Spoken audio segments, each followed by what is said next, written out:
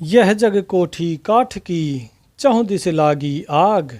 भीतर रहे सो जर मुए, साधु उबरे भाग। सत साहिब साधो भाई, सभी को राम राम।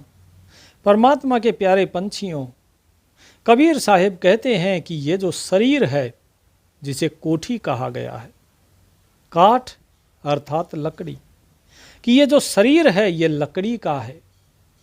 अर्थात इसे ये समझो कि लकड़ी का बना हुआ मकान है, और लकड़ी के मकान के चारों तरफ अगर आग लग जाए तो क्या वो बचेगी?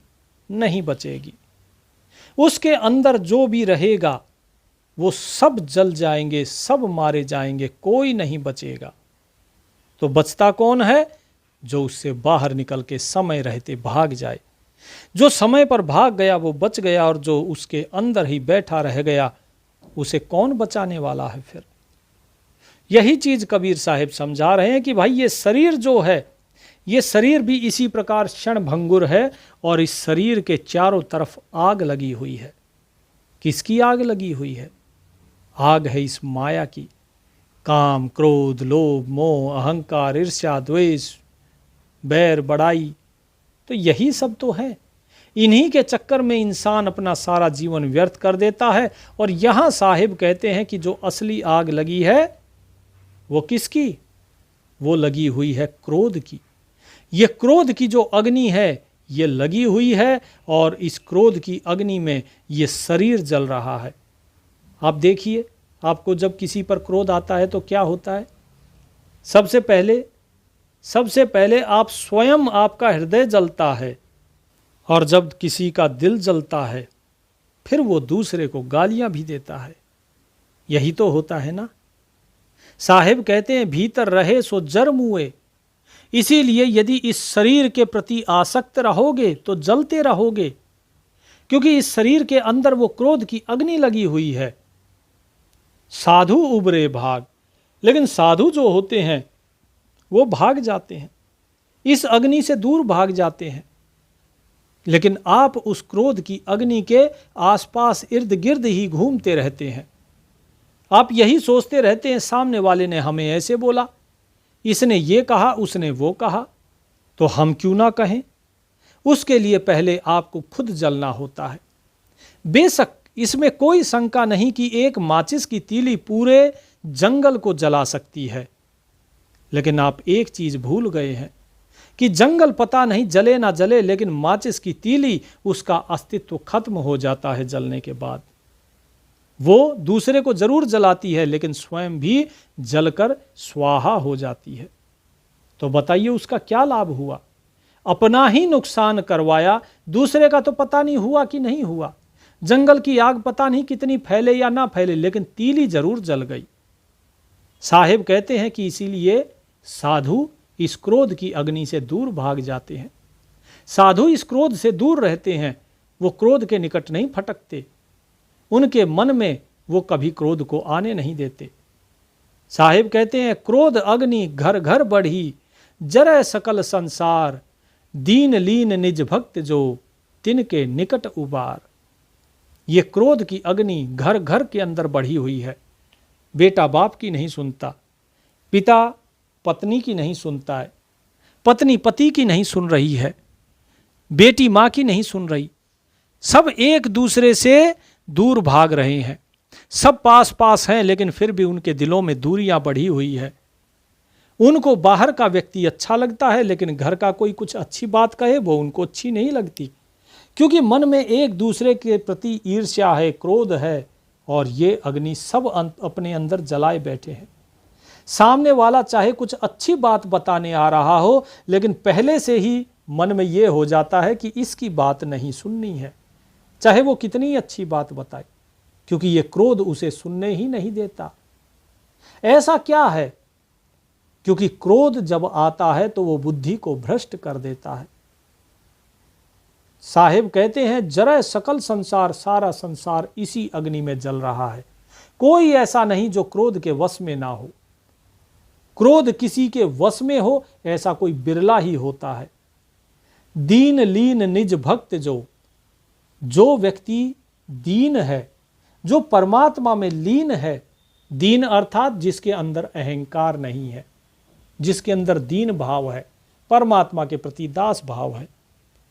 कि ऐसा निज भक्त, निज अर्थात अपना, कि ऐसा कोई उस परमात्मा का जो अपना भक्त है, केवल उनके निकट ही क्या है कि तिनके निकट उबार, केवल उन्हीं के पास इस क्रोध से बचने का उपाय होता है, वही केवल इससे बच सकते हैं, बाकी ये सारा संसार तो जलता ही रहेगा।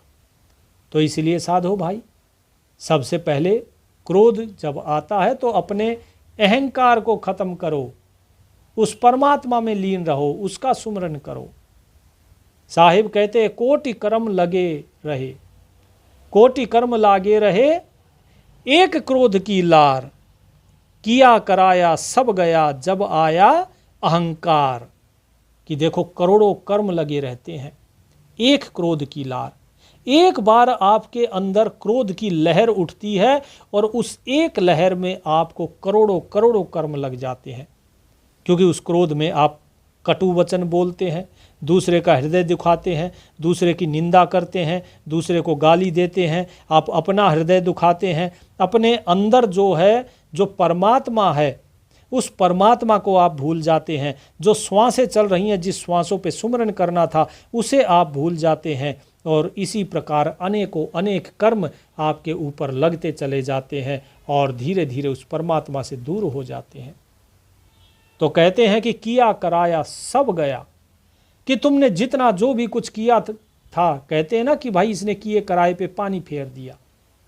आदमी पूरा महीना, पूरा साल मेहनत करता रहेगा, फिर एक बार क्रोध आएगा और सारी करी कराई मेहनत को तोड़ फोड़ के सब खत्म कर देगा। तो करा कराया सब व्यर्थ हो जाता है। कब? जब आया अहंकार, जब अहंकार आता है। क्योंकि अहंकार ही तो है जिसके कारण क्रोध आ रहा है। मेरी बात नहीं मानी, मेरी बात नहीं मानी, मेरे मत को नहीं माना गया, मैं, मेरा, मेरे, मुझसे, ये जो मैं है, ये अहंकार कि मैं श्रेष्ठ हूँ, मेरी सुनी जाए, मुझे ये चीज़ प्राप्त हो, मेरा सम्मान हो, मेरा अपमान कैसे कर दिया। ये सारी चीज़ें केवल अहंकार के कारण है। साहिब कहते हैं जगत माही धोखा घना, अहम क्रोध ओ काल, पार पहुंचा मारिए ऐसा जम का जाल। आपने देखा होगा बहुत से ऐसे भगत, बहुत से ऐसे ऋषि मुनि जो कि लगभग पार पहुंचने वाले थे, लेकिन फिर भी फंस गए। क्यों फंस गए? क्रोध के कारण। काल का जाल कहां तक है? सोहम की हद जब आती है, उस सोहम की हद तक काल का ही जाल है। उससे परे जो जीव हो जाता है वो काल से परे होता है, लेकिन उससे परे होने के लिए आपको अपना सब कुछ त्यागना होता है। सारे विकार त्यागने होते हैं। किसी विकार को आप अपने अंदर नहीं रख सकते हैं। साहिब कहते हैं जगत माही धोखा घना, जगत अर्थात जगत, कि इस जगत के अंदर बहुत ज्यादा धोखा है, माया का बड़ा धोखा है। आपका जरा सा भी धन कम हुआ, आपको क्रोध आ गया। आपने देखा होगा बहुत से लोग, हमने देखे हैं, जो शेयर बाजार में पैसा लगाते हैं, आज पैसा घट गया तो बीवी बच्चों से लड़ाई झगड़ा करेंगे, थोड़ा सा फायदा हो गया तो फिर खुश हो जाएंगे, फिर अगले दिन फिर नुकसान, फिर से झगड़ा। यानी वे, उनकी भावनाएं जो हैं कभी उठती हैं गिरती हैं लहरों की तरह, जैसे लहरें सागर में उठती हैं फिर गिरती हैं, उठती है गिरती हैं, इसी प्रकार से वो इन्हीं लहरों पे इस माया के जाल में खेलते हैं और नाचते हैं। माया की डुगडुगी बज रही है और काल के इशारे पे वे नाच रहे हैं, मन के इशारे पे नाच रहे हैं। वे भूल जाते हैं कि ये जगत केवल और केवल एक सपना है। इसमें जिस चीज पर तुम भरोसा करते हो वो सब कुछ धोखा है। बंदी छोड़ महाराज अपनी वाणी में कहते हैं दृष्टि पड़े सो फना है, धर अंबर कैलाश, कृत्रिम बाजी ख्याल है, सुरत समो वो श्वास। कि भाई ये जो जगत दिखाई दे रहा है, जहां तक तुम्हारी दृष्टि जा रही है, वो सब कुछ केवल कृत्रिम यानी झूठी बनावटी खेल है। ये सब, ये धोखे का खेल है, ये खेल सच्चा नहीं है। तो इसीलिए अपनी सूरत को अपने श्वासों में लगाओ और इससे बचने का कोई उपाय नहीं है।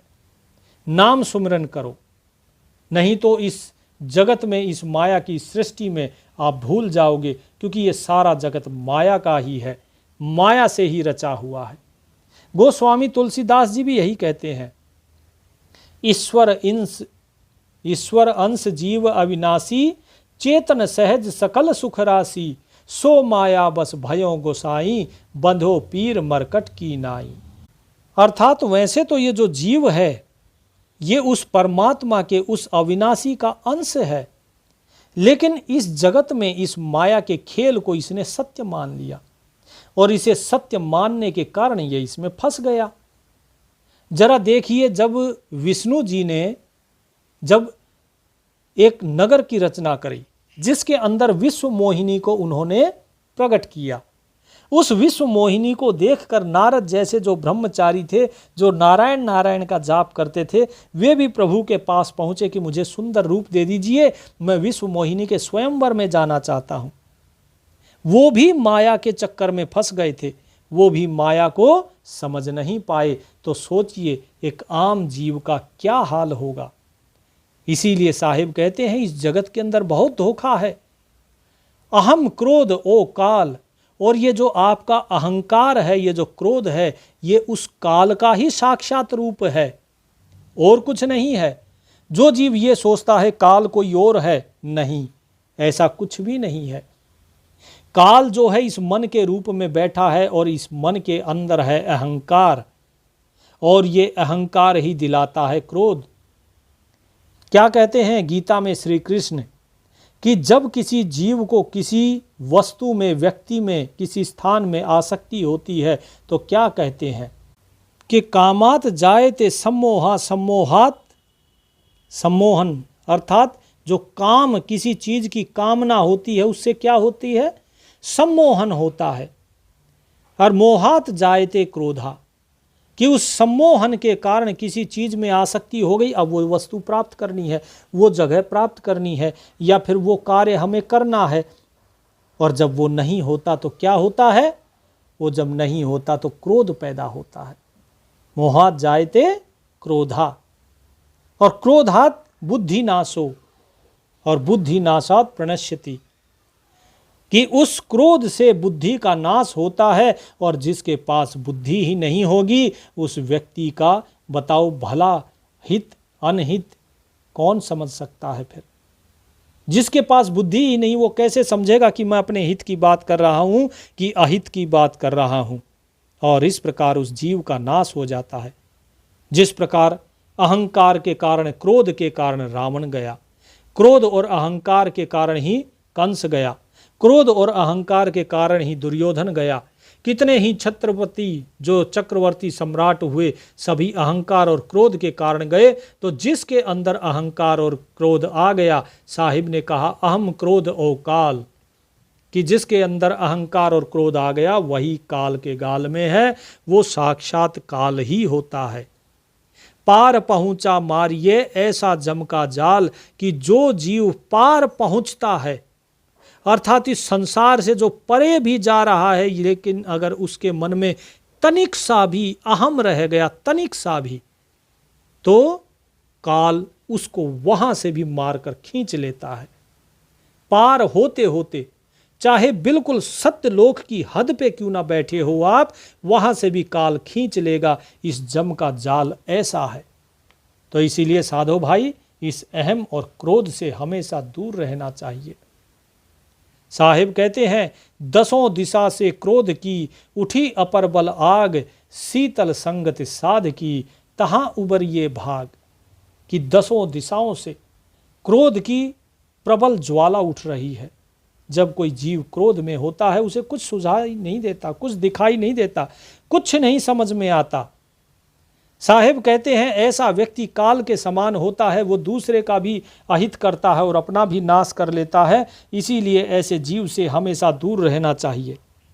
यदि किसी के अंदर इस प्रकार का क्रोध पैदा होता है तो क्या करें कि शीतल संगति साध की, तहां उबरिए भाग।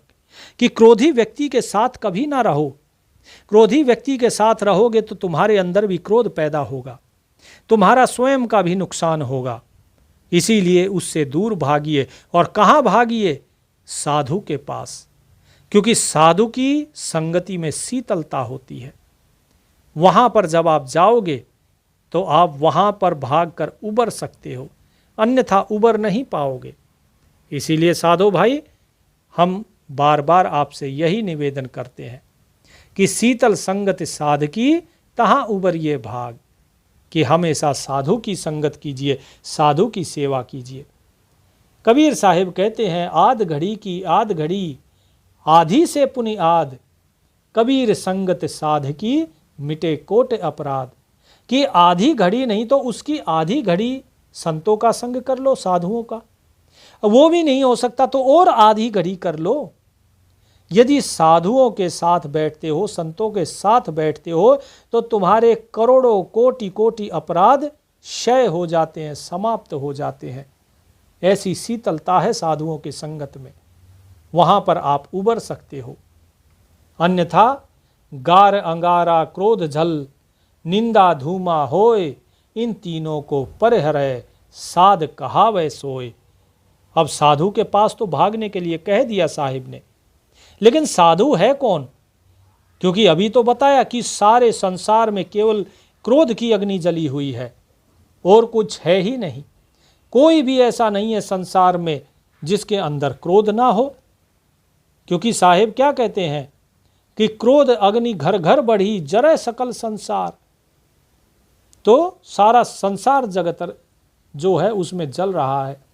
तो साधु कौन है फिर? तो कबीर साहिब कहते हैं कि गार अंगारा क्रोध झल। क्रोध क्या है? अग्नि है। और गाली क्या है? गाली अंगारी का काम करती है, अंगार का। यानी कि पहले गाली दी जाती है, ठीक है जी। गाली जब दी जाती है तो क्रोध पैदा होता है। यानी कि पहले अंगारा पड़ा, किसी घास में आप चिंगारी डाल दीजिए, फिर चिंगारी से उसके अंदर आग लगती है और फिर धुआं भी पैदा होता है। तो क्या कहा कि गारी अंगारा, कि गाली जो है वो अंगार के समान है, चिंगारी के समान है। क्रोध जो है वो झल अर्थात अग्नि के समान है, और निंदा जो है वो धुएं के समान है। ये तीनों ही जीव के लिए खराब हैं। गाली हृदय को आहत करती है, हृदय को दुख पहुंचाती है। क्रोध जो है नुकसान का कारण बनता है, शारीरिक रूप से भी, मानसिक रूप से भी। और जो निंदा होती है, निंदा करने से जिसकी हम निंदा कर रहे हैं उसका पाप हमारे सिर पर आ जाता है। तो जो व्यक्ति इन तीनों से परे होता है, जो गाली नहीं दे, जो क्रोध ना करे, जो दूसरे की निंदा ना करे, इन तीनों को परिहरै, साध कहावे सोए, वही व्यक्ति साधु है, उसे ही साधु कहा जाता है। अन्यथा साधु नहीं। इस संसार में भेष धारण करके सब घूम रहे हैं। सत्संग जब करते हैं तो सभी शांत रहते हैं, लेकिन सत्संग जैसे ही समाप्त हुआ उसके बाद फिर वही फलाना ऐसा, ढिकाना ऐसा है, चुगलियां शुरू हो जाती है, निंदा शुरू हो जाती है, क्रोध करना शुरू कर दिया जाता है, गालियां देनी शुरू कर दी जाती हैं। तो बताइए फिर क्या वो साधु है? केवल भगवा धारण करने से, पीतांबर, श्वेतांबर, ये सब धारण करने से, कोई पीला, कोई किसी ने मूंड मुंडा लिया, किसी ने चोटी रख ली, किसी ने जटाएं बढ़ा ली, ये भेष धारण करने से कोई साधु नहीं होता। जो इन तीनों को त्यागे केवल वही साधु है। तो इसीलिए साधु भाई इस भेद को समझिए। जब इस भेद को समझेंगे तो आप समझ पाएंगे साधु क्या है। अब इस क्रोध का इलाज क्या है? क्योंकि साहिब ने ये तो बता दिया कि भाई क्रोध जो है वो अग्नि के समान है, हमारा सर्वनाश कर देगी, काल के समान है। तो इसका इलाज भी तो कुछ होना चाहिए, क्योंकि कोई भी बीमारी हो उसकी दवा तो होती है, बिना दवा के बीमारी ठीक कैसे होगी। तो कबीर साहिब क्रोध का इलाज बताते हैं कि भाई क्रोध की तुमने ये तो समझ ली कि इसका नुकसान क्या है, अब ये समझो कि इसको किस प्रकार से दूर किया जा सकता है, इससे पीछा कैसे छुड़ाया जाए। तो साहिब कहते हैं, क्षमा क्रोध का क्षय करे, जो काहू पे होए, कहें कबीर ता दास को गंज न सके कोय। कि क्षमा जो है वो क्रोध का नाश करती है। क्या करती है? क्षमा क्रोध का नाश करेगी। यदि किसी के पास क्षमा हो तो कर दो। अब ये क्षमा कैसे की जाए? अब भाई सामने वाला गाली देकर चला गया, कैसे किया जाए? तुरंत यदि आप तैयार नहीं हैं, आप सतर्क नहीं हैं, तो जैसे ही सामने वाला गाली देगा आपका अहंकार आहत होगा। आप या तो उस व्यक्ति को छोड़कर भाग जाओगे, आपके मन में उसके प्रति जहर भर जाएगा, और या फिर आप उसको पलट कर गाली दोगे, आपके अंदर भी क्रोध पैदा होगा। तो क्या करना चाहिए? इसका एक ही कारण, एक ही उपाय है, और वो क्या है कि आप सतर्क रहो। सामने वाला जैसे ही क्रोध में हो, ध्यान रखना कि सामने वाला गाली देगा, सामने वाला गाली देगा और मुझे माफ करना है। जब आप इस चीज को पहले से ही सतर्क होके अपने मन में धारण कर लोगे, तो वो गाली देगा तब भी आप जो है उसे क्षमा कर पाओगे। अन्यथा क्षमा कर पाना एक साधारण जीव के लिए बड़ा असंभव सा है, बड़ा ही मुश्किल है, जटिल है। पहले से तैयार रहो। जब भी आप कहीं भी जाते हो, कुछ भी गलती करी, कोई व्यक्ति बाहर से आया, धूप से आया, तो उसके अंदर हो सकता है क्रोध हो, पहले से तैयार रहो। बंदा बाहर से आया है भाई, गुस्से में हो सकता है, शांति रखो, उसको ज़्यादा कुछ बोलो नहीं, पानी दो ठंडा, ठंडा पानी पीने दो, शांत होने दो, उसके बाद ही कुछ बोलो। नहीं तो होता क्या है, अक्सर पत्नियां क्या करती हैं कि बाहर से पति आए काम से, आते ही आज तो लेट हो गए, आज ये नहीं लाए घर में, सब्जी ख़त्म हो रखी है, अभी तक सब्जी नहीं आई है, खाना कैसे बनेगा, मतलब आते ही उसके ऊपर चढ़ जाती हैं। तो आदमी को तो क्रोध आएगा ही। तो पहले ये समझना होगा कि भाई हमें बचना कैसे है। हमें स्वयं भी दूसरे को क्षमा करना है और दूसरे को भी हमें उकसाना नहीं है। ये दो काम हमें सीखने होंगे। तो कैसे क्षमा करना है वो हमने बता दिया कि हमेशा सतर्क रहो। सामने वाला कभी भी आपको गाली दे सकता है, सामने वाला कभी भी आप पे गुस्सा कर सकता है, तो आपको गुस्सा नहीं करना। कबीर साहब कहते हैं, यदि ऐसी क्षमा किसी के पास होगी तो कहें कबीरता दास को गंज सके नहीं कोय, अर्थात उस दास का कोई बाल भी बांका नहीं कर सकता है। फिर क्षमा बड़न को चाहिए छोटन को उत्पात, कहा विष्णु को घट गयो जो भृगुमारी लात। बड़ों को चाहिए कि जो छोटे गलती करते हैं उसे क्षमा करें, क्योंकि छोटे नादान हैं, बालक हैं, उनको समझ में नहीं आता है, उनके पास इतनी बुद्धि नहीं है, तो उनको क्षमा करो। ठीक है, उनको अगर डांटना फटकारना है, थोड़ा बहुत डांट फटकार दो, लेकिन वो आपके वश में होना चाहिए वो डांट फटकार। ऐसा नहीं डांट फटकार के बाद आप जो है बस क्रोध के ही वश में हो जाओ, नहीं। साहेब कहते हैं, क्या विष्णु का घट गया जो भृगुमारी लात। भृगु ऋषि ने यही सब सोच के कि अरे मैंने क्रोध को जीत लिया, और इस प्रकार करते करते देवलोक में पहुंच गए। ब्रह्मा जी के पास गए, विष्णु जी के पास गए, शिव जी के पास गए। सबके पास जाकर जब विष्णु के पास जाते हैं अंत में, तो विष्णु जी कुछ नहीं कहते। सभी लोग खड़े होकर उनको प्रणाम करते, अरे वाह महर्षि, वाह भृगु जी, आपने तो कमाल कर दिया, आपने क्रोध को जीत लिया। लेकिन विष्णु जी ने कुछ नहीं कहा। विष्णु जी आराम से शेष की सैया पे आराम करते रहे, लक्ष्मी जी पैर दबाती रही, तो गुस्सा आ गया, क्रोध आ गया भृगु जी को। उन्होंने लात मारी विष्णु जी को, और छाती में लात मारी तो विष्णु जी उठे और बोले भगवान, आप तो बड़ा गुणगान कर रहे थे कि आपने क्रोध को जीत लिया।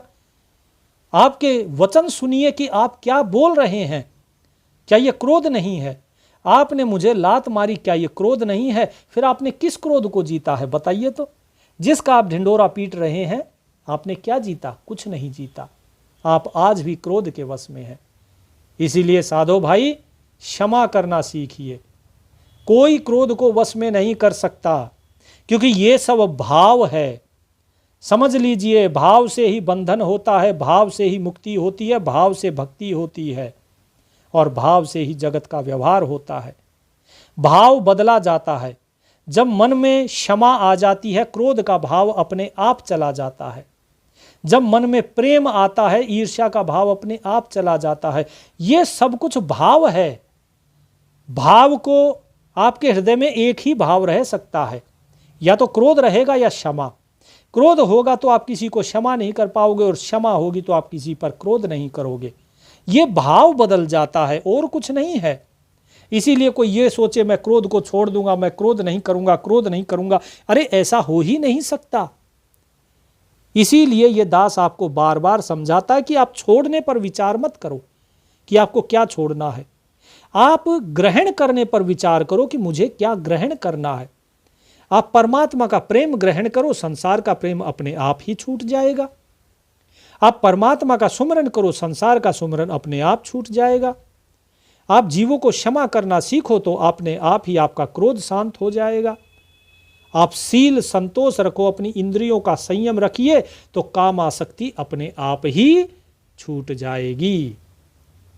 तो इसीलिए फिर साहिब ने क्या कहा कि भली भली सब कोई कहे, रही क्षमा ठहराए, कहें कबीर शीतल भया, गई जो अग्नि बुझाए। कि भाई जिसके अंदर में क्षमा ठहर जाती है, सभी लोग उसको क्या कहते हैं, अरे बड़ा भला व्यक्ति है, बड़ा अच्छा आदमी है भाई, उसे कोई बुरा नहीं बताता। जिसके हृदय में क्षमा होती है वो सभी के लिए भला हो जाता है, उसका हृदय फिर शीतल हो जाता है। क्योंकि यदि आप लोगों को क्षमा करोगे तो लोग आपको गाली क्यों देंगे, नहीं देंगे। और जब नहीं देंगे तो आपके अंदर शांति शीतलता रहेगी। कहाँ कबीर शीतल भया, गई जो अग्नि बुझाए। जब क्रोध की अग्नि बुझ जाती है, उसकी जगह क्षमा आ जाती है तो जीव शीतल हो जाता है, उसका हृदय शीतल हो जाता है। वो हमेशा जीवों के ऊपर क्षमा करता है, उन पर दया करता है। वो कभी किसी के मतलब बुरा नहीं सोचता किसी का। क्या कहते हैं साहेब कि जहाँ दया तहाँ धर्म है, जहाँ लोभ तहाँ पाप, जहाँ क्रोध तहाँ काल है, जहाँ क्षमा तहाँ आप। कि भाई जहाँ पर दया है, धर्म भी वास्तव में वहीं पर ही है। क्योंकि दया जो है वही तो धर्म का मूल है, वही आधार है। और जो पाप है, पाप का मूल क्या है, लोभ। इसी प्रकार जो काल है, काल कहाँ पर रहता है, जिस प्रकार जहाँ दया है वहीं धर्म रहता है, जहाँ लोभ रहता है वहीं पाप रहता है। क्योंकि व्यक्ति लोभ के कारण अनेकों अनेक पाप करता है, दूसरों के हक का जो है पैसा मारता है, दूसरों से बेईमानी करता है। ठीक इसी प्रकार साहिब कहते हैं कि जहाँ पर क्रोध है वहाँ काल साक्षात विराजमान रहता है। तो याद रखिए, यदि आपको क्रोध आता है तो काल आपके सर पे मंडरा रहा है। और जहाँ क्षमा तहाँ आप, यानी कि जहाँ पर क्षमा है वहाँ स्वयं परमात्मा है। तो साधो भाई क्षमा करना सीखो, क्योंकि यदि गाली गलौज करोगे तो बात बिगड़ जाएगी। गाली से सब उपजे, कलह कष्ट और मीच, हार चले सो संत हैं, लाग मरे सो नीच। इसीलिए यदि कोई आपको गाली देता है, परेशान करता है, कष्ट देता है, तो क्या करो, चुपचाप वहाँ से चले जाओ, कुछ नहीं कहना, उसको क्षमा कर दो।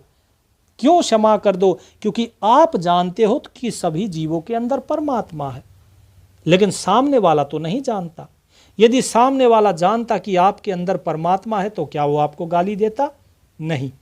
ऐसे जीव केवल और केवल दया और करुणा के पात्र हैं, क्योंकि वो नहीं जानते कि वो किसे गाली दे रहे हैं। यदि आप अपने को शरीर मानते हैं तो आप भी अज्ञानी हैं, और यदि आप स्वयं को ये मानते हैं कि वो परमात्मा ही हमारे अंदर है और हम ये शरीर नहीं, इस शरीर से परे जो है वो हम हैं, तो फिर आपको बुरा भी नहीं लगेगा, क्योंकि वो आपको तो जानता ही नहीं, वो केवल इस नश्वर शरीर को जानता है।